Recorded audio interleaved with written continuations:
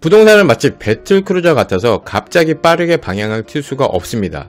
주식처럼 반등하는 게 쉽지 않기 때문에 지금 굳이 집을 살 필요 없어. 상승 거래가 나올 때까지 기다려 라고 말합니다. 근데 이 말은 틀린 거예요. 지금같이 하락하는 시기에 수도권 아파트 낙찰률은 올라가고 아파트 하나에 81명씩 입찰을 해서 왜 그렇게까지 비싸게 받아야 했는지 경매 물건을 분석해드리고 도대체 언제 집을 사야 하는지 정확한 매수 타이밍을 확실하게 잡아드리겠습니다. 좋아요 한번 눌러주시면 감사드리겠습니다. 지금은 돈을 모아서 준비를 하라고 합니다. 열심히 모아야 한다. 원화채굴을 하라고 하는데 맞는 말이기도 합니다. 부동산이 하락하고 있으니까 사지마. 이건 틀린 말이죠. 열심히 일해서 시드머니를 모아야 부동산을 살 수 있습니다. 그 다음에는 뭐를 합니까? 부동산 공부를 합니다. 하락하는 시기에 집을 사야 하는데 무서워서 웅크리고 있고 공부만 하고 있어요. 그러니까 결과적으로 계속 정체되어 있는 겁니다. 상승장에는 어떤 집이든 다 오릅니다. 반대로 하락장에는 비싼 아파트, 대장 아파트부터 떨어집니다.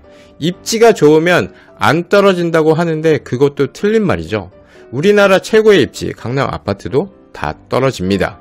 돈은 버는 것보다 지키는 게 중요합니다. 하락하는 시기에 팔아버리면 잃는 거고요. 상승하는 시기에 팔면 얻는 겁니다. 좀 말장난 같은데 그럼 사는 건요? 상승하는 시기에 사면 잃는 거고요. 하락하는 시기에 사면 얻는 겁니다. 라고 정리할 수 있겠죠. 그래서 자산을 불리는 것도 중요하지만 지키고 잃지 않는 게 더 중요한 거죠. 부동산이 떨어지면 사람들은 쉽게 사지 않습니다. 매수 수요가 점점 없어지면서 시장은 빙하기에 들어가게 되죠. 어떤 정부도 부동산이 이렇게 하락하기를 바라지 않아요. 그럼 정부는 부양책을 내놓게 되어 있습니다. 급격한 상승을 원치 않으니까 규제를 해서 상승을 억제하는 거고 이 나라 경제에 위기가 생기니까 부양책으로 폭락하지 않게 관리를 해주는 거예요. 그래서 시장은 계속 하락과 상승을 하게 되고 이 그래프는 여러분들이 항상 기억하고 계셔야 합니다. 쓸데없는 거 기억하지 마시고 이 그래프는 꼭 머릿속에 넣어두세요. 하락하는 구간에는 바닥을 찍고 상승하는 이 부분에서 매수하면 정말 간단하죠. 근데 바닥을 찍고 상승하는 시기에는 어떻게 됩니까? 이때는 매물이 순식간에 사라지죠. 이제 바닥을 찍고 가격이 오를 것 같으니까 시장의 매물들은 순식간에 다 사라집니다. 매도인들은 매물을 다 걷어들입니다. 그래서 발빠른 투자자들은 임장 가서 집을 미리 타입별로 다 봐두고 가격만 맞으면 집도 안 보고 사는 거예요.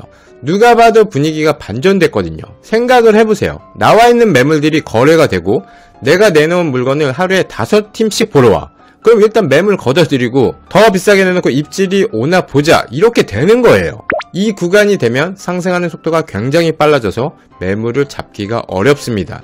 계속 모니터링하는 사람이 아니면 절대 이 시기에 매물을 잡을 수 없습니다. 막연하게 그때 사세요 라고 말하는 사람도 쉽게 던지면 이 말은 안 되는 말이에요. 사세요, 기다리세요 이런 말은 한 사람의 인생에 아주 큰 영향을 줄 수 있는 말입니다. 여러분들도 그런 말에 쉽게 자신의 인생을 걸지 마세요. 지금 세상은 과거와는 또 다릅니다. 앞으로 인공지능이 부동산에도 크게 활용이 될 겁니다. 상승할지 하락할지의 예측 같은 건 인공지능으로도 맞출 수 없어요. 왜 그런지는 제가 이따가 말씀드릴게요. 대한민국 전체 부동산 실거래를 인공지능이 모니터링해서 상승거래 3건 이상 나오면 알려주는 정도만 해줘도 엄청나게 도움이 많이 될 거예요. 지금은 노가다로 하나씩 다 찾아보면서 모니터링해야 하지만 AI가 대신 해주는 세상이 분명히 올 겁니다. 우리나라 자산의 70%가 들어가 있는 부동산 시장에 이런 시스템을 구축한다면 그 사람 역시 부자가 될 거고요. 제가 한번 만들어 볼까요? 네. 세상이 바뀌었습니다. 유튜브, 블로그, 커뮤니티 등 사람들은 정보를 아주 빨리 얻고 있어요. 제가 말하는 내용도 이제는 진부하다고 하는 사람들이 많습니다. 언제 사야 하는지 정확하게 알고 있어요. 학습을 통해서 사람들은 배웠거든요. 그렇기 때문에 지금까지와는 다른 느낌으로 상승하는 시기가 되면 엄청나게 빨리 개눈 감추던 매물은 사라질 거예요. 무릎에 사서 어깨에 팔아라 라는 말이 있죠. 정말 딱 그렇게 생각하시면 될 것 같아요. 그래서 하락하는 시기에 사서 상승할 때까지 기다릴 수 있다면 이 자본주의 설명서를 제대로 이해하고 있는 겁니다. 투자를 잘하려면 딴 거 필요 없어요. 남들보다 한 박자만 더 빨리 움직이시면 됩니다. 그렇다고 지금 바로 사야 된다 이런 얘기가 아니에요. 부동산은 어느 시기에 소유하냐에 따라서 승패가 갈립니다.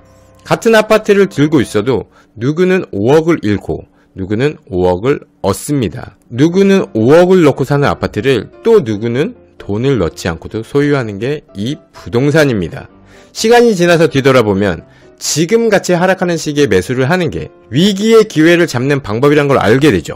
사람들은 더 떨어질 거다. 24평이면 2억대가 맞는 거다. 말도 안 되게 올라갔으니까 정상적으로 더 내려와야 한다. 이런 말을 많이 하는데 주위에 그런 분들이 있으면 과감하게 버리세요. 너무 극단적인가요? 네. 그런 분들이 계시면 친하게 지내지 마세요. 득이 될 게 없는 사람들입니다. 어느 누구의 말도 듣지 마시고 본인이 스스로 공부를 하세요. 다른 사람의 의견을 듣고 투자를 한다면 죄송하지만 그분은 이번 생에서 그저 그런 인생으로 살다가 가실 겁니다. 부동산의 가격을 판단하는 기준은 정말 제각각이에요. 어떤 사람한테는 5억짜리 아파트가 2억이 되는 게 합리적이라고 생각하고 어떤 사람한테는 3억이면 괜찮다라고 생각하고 매수하게 되는 겁니다. 그러니까 지금도 거래가 있는 거죠. 다 똑같은 가격대를 바라본다면 이 세상은 굴러가지 않습니다. 아파트 반토막 나자 사람들은 움직이기 시작합니다. 낙찰가율도 올라갑니다. 결국 사람들은 싸면 사게 되어 있어요. 지난달 대비 수도권 아파트 낙찰가율은 올랐습니다. 2022 타경 54612 물건을 한번 보겠습니다. 네. 동탄에 있는 물건이고요. 2007년식 938세대 총 14개 동 아파트입니다. 동탄 솔빈마을 쌍용 예가 아파트입니다. 감정가 6억 4,200만원짜리 아파트가 반값 3억 1,458만원으로 떨어졌습니다. 네. 결과는 어땠을까요? 81명이 들어왔고 4억 5,620만원에 낙찰되었습니다. 네, 이런 아파트입니다. 최고가 6억 9,500만원 대비 2억 3천만원이 떨어진 4억 6,500에 실거래되었습니다. 실거래가 4억 6,500인데 4억 5,620만원은 비싸게 낙찰된 거죠. 여러분들이 이게 비싸게 낙찰된 건지 확인을 하실 줄 아셔야 돼요.